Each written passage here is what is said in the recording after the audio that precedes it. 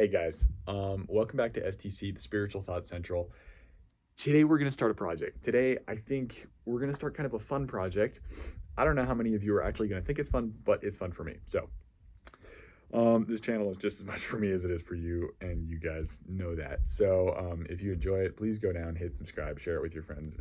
But I'm making it partially for myself. So the project is going through this past General Conference, the October 2019 General Conference. And we're going to do one talk a day, every day. If I'm not sticking to it, please destroy me in the comments because I need to stick to it. So the first one, I don't currently remember the name of, but it's by Elder Holland, and it was originally labeled as Welcome to General Conference. It is no longer labeled as such. I don't remember what it is. I will drop a link in the description. So I listened to it yesterday. Well, okay, let me correct this. Let me start at the beginning. I was at the conference session and didn't get a ton out of it, partially because I was super tired and partially because it's kind of a funny talk in some places. And it was, I don't know, it was the first talk of conference. You're not really in that groove of taking notes and everything. And I didn't get a ton out of it, right? And so then I was like, okay, I'm going to listen to this. So I listened to it yesterday, and I was beyond tired to the point where I literally tried to film this video and had to stop because I was basically delirious and it was coming out as complete gibberish. And then I listened to it again today, and I said, okay, I'm actually going to take some notes, and it's maybe going to be a little bit better, and it was. And so here are my notes, or at least the big things that I want to hit on, that I want to talk about with you guys. So the first one is a point that Elder Holland makes, that in matters of faith, ask somebody who has some. So this is kind of an interestingly phrased thing. But what he's getting at is that when you want to know something, you always go to somebody who has knowledge in that topic or who has experience in that topic, right? Let's give a couple examples, right? If you want to learn physics, you don't go to the kid who struggles with math and with motion. You go to the physics professor, right? If you want to, let's say, learn how to cook, you should probably go to a chef.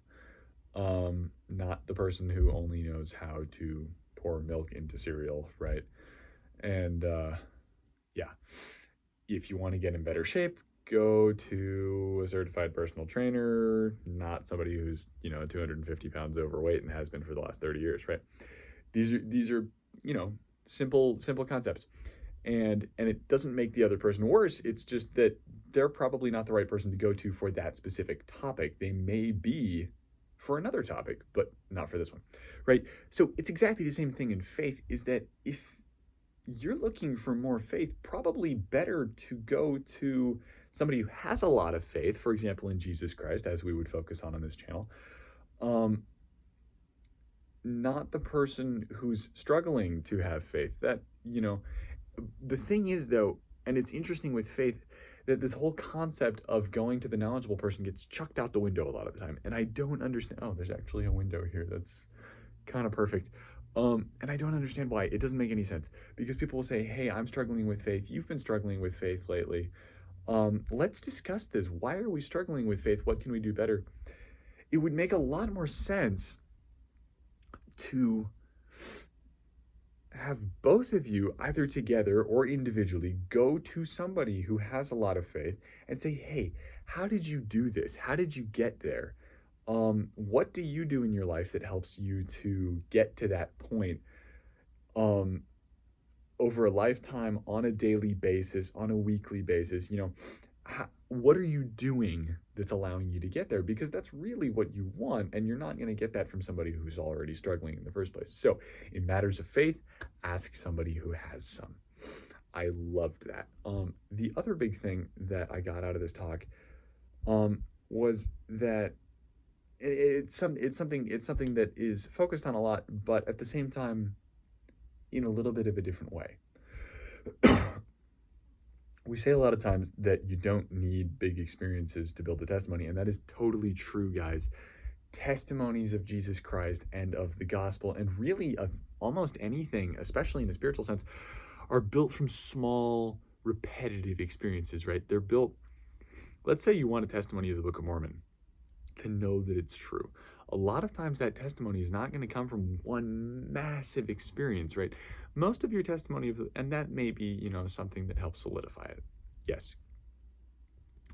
But a lot of times the main part of the testimony is going to come from you sitting down for 2 minutes and reading 2 verses, and for some reason being a little bit more relaxed.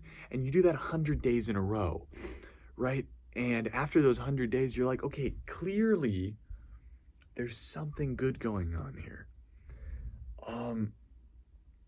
So the thing that Elder Holland touches on is that the reason that we don't need those big experiences necessarily, and it's not that they're bad, it's just that the little ones are going to make up the majority, is because Christ is found at the center of every piece of the gospel, right?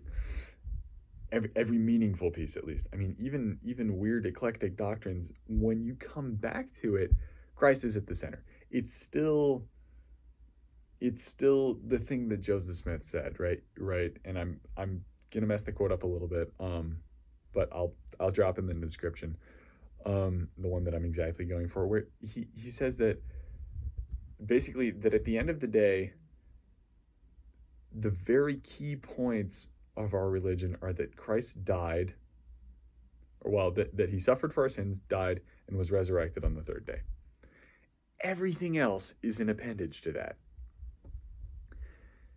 And that's so important to understand. That's so critical that we get that. Just a last little thing that he touches on before I sign off here. So we see God the Father a couple times speak throughout the scriptures, and it's rare. It's amazingly rare. We do see Christ refer to himself as the Father, but that is not the same thing as the Father speaking, right? And pretty much every time he speaks, he says one thing. He says, "This is my beloved Son, hear him." He says, "Look, Christ," right? It's Jesus. Listen to Jesus. Guys, that's a big deal. Sometimes I think we don't realize how big of a deal that is, because it's so simple. It's just like, yeah, okay, so I'm here, but I really want you to listen to him because he's the one that I want to talk. But when we look at it, we see that even the Father, God of the universe, is putting all the focus on his Son. We're supposed to be looking to him all the time. And even when God the Father appears in person, he says, guys, no, him, not me, him. And yes, God is extremely important, and I love him more than, I can even describe. But this is what he's telling us to do. Anyway, so I thought that was interesting, that all things are supposed to point to him, and that's all over the scriptures. We'll probably talk about it more in the future, but as we're talking about all the talks right now, I hope you guys enjoyed this. If you did enjoy this, please go down, subscribe, suggest me to your friends, send me to your friends, because I'd really like to brighten people's day, and I don't know, help somehow if I can. Maybe I don't know if I can, but I'm sure as heck gonna try. So I love you guys. I hope you have an absolutely amazing day, and I hope you go and listen to this talk. See you guys. Bye.